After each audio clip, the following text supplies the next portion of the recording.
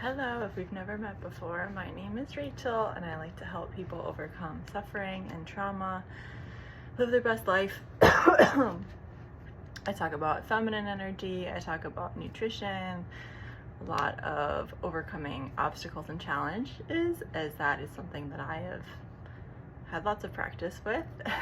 Today I want to talk about how to live your happiest and healthiest life in 2025 and beyond.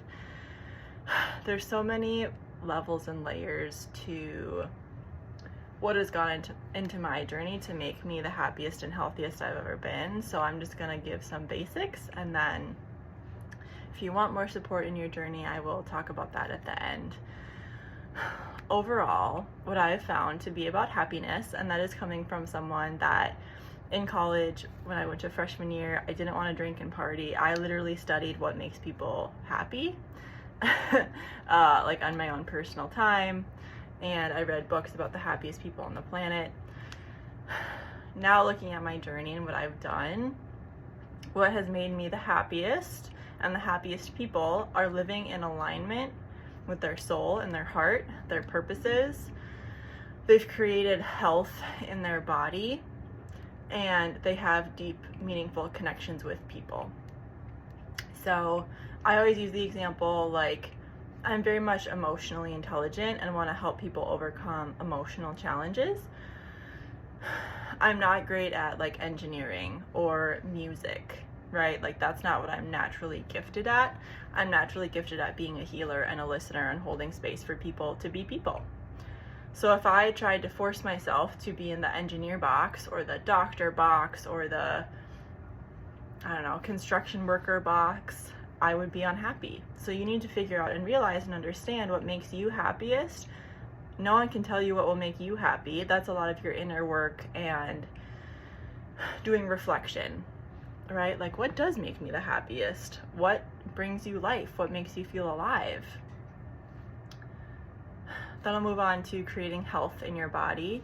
For me, this has been a years-long journey. So if you want to be healthier and you choose new habits for a week and you're not the quote happy or healthiest that you want to be, it takes time. So you need to fall in love with the process and the journey and not the end result. Enjoy the journey.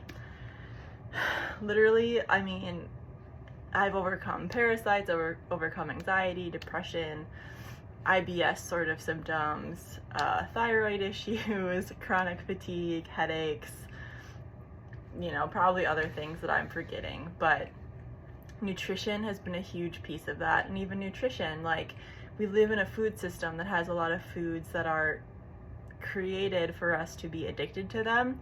So it's a very difficult cycle to break. So if that's something you want to work on in coaching, I've gone through that. I've helped a lot of people. I can help you with that too. But you have to figure out and realize and understand what works for you too in regards to protein, because there's a lot of, again, information about there about like, don't eat meat. Eat only meat. Like, you gotta, what I suggest doing is muscle testing to ask your body what it wants specifically.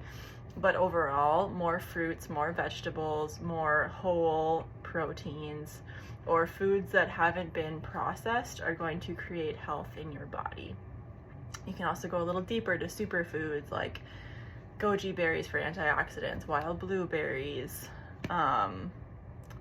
spirulina, like there's a bunch of superfoods out there with very high antioxidants, acai. There's a lot to play with. When I started working on healing my gut, I did a lot of celery juice, L-glutamine, bone broth. But yeah, again, there's a lot of information out there. I would muscle test. And again, if you want to work one-on-one for your nutrition journey, I would be happy to help you. But what other parts go into your physical body? How do you want to move your body? I always highly suggest going outside. We're very, like, if you look at human history, I guess, we used to spend a lot more time outdoors and with natural light.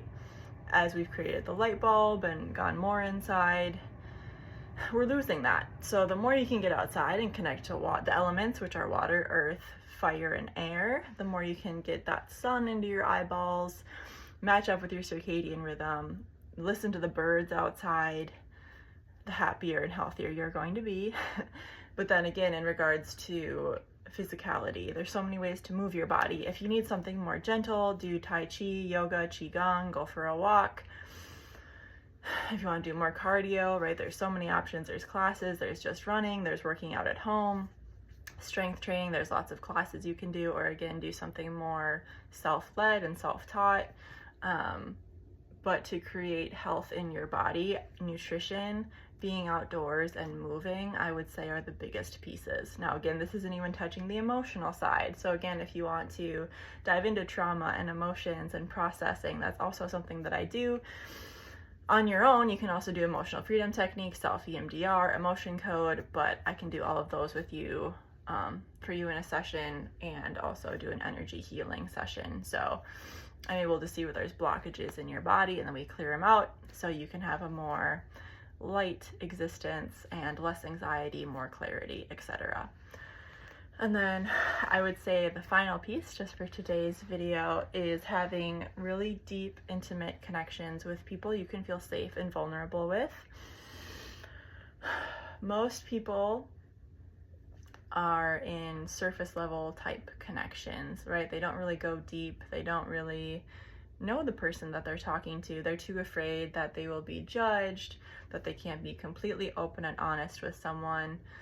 And again, another thing I'm just naturally really good at is kind of that deep connection. Like, I don't like the surface level stuff. I will be real. I've gone through a lot of things. Talking about surface level stuff really bores me, and that's not a slam against anybody, but if you want to become truly happy, you have to kind of dive into that deeper meaning and purpose, because this is otherwise what happens.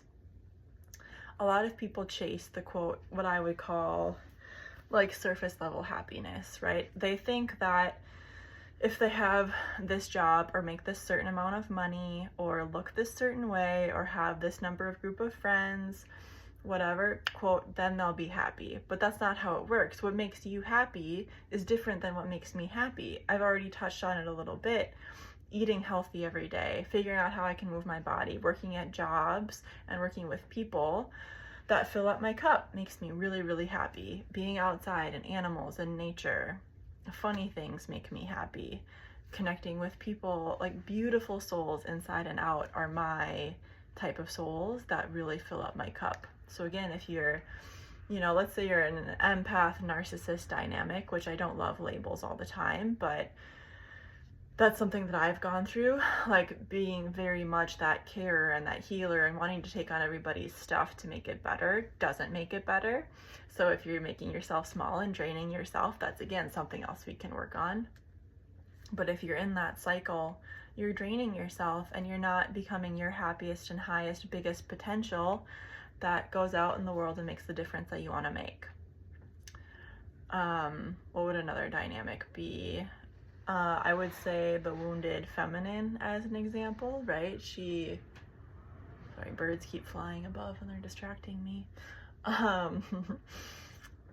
She can't believe that she doesn't believe that she can save herself, so she just waits and waits and waits for someone to come save her. She doesn't know how to speak her truth. She emotionally manipulates to get what she wants instead of speaking her truth and understanding how she can fulfill her own needs, which is somewhere I've been before. Like, I didn't know how to voice my needs, and I just kind of people pleased and listened to what everybody else said and did, and now I'm learning to speak my truth more, and there is pushback and there's still sometimes difficulty with it, but that's the much more liberated, free way of being. And when I say speaking your truth, so we all have a throat chakra, right? This is your throat energetic space. What's here? Your throat, your thyroid, obviously your neck. But what happens a lot is when someone has gone through an experience and they didn't voice how they could feel, right? Like they tried to say, like, this event made me feel blank, and they just swallow a lot of anger and hurt and pain. Emotionally and energetically, we're causing a lot of energy blockages right here. That's why a lot of people have thyroid imbalances. They have thyroid cancer, a lot of sore throats, right? Again, swallowing your truth and not saying how you really feel.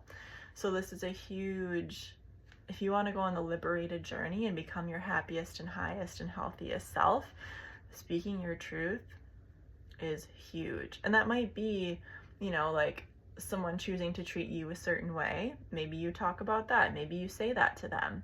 Or maybe you just say collectively, like, all of the events that are happening on a world and global scale make me feel super anxious. And if that's your truth, even if you can say that out loud in the car by yourself, it's gonna just free up so much space and you won't have to carry that around anymore. So again, if that's something that you want to work on more hands-on, then I would love to help with that. But overall, I hope this is very helpful. I mean, there's more, but I'm just gonna stay with those. I would also recommend a spiritual practice if you're into spiritual stuff like Buddhism or chanting or meditating or yoga or journaling or whatever. What I like so much is that there are so many tools out there, and there's lots of different tools you can put in your toolkit. But I hope this helps. Let me know if it resonates, and I'll see you soon. Bye.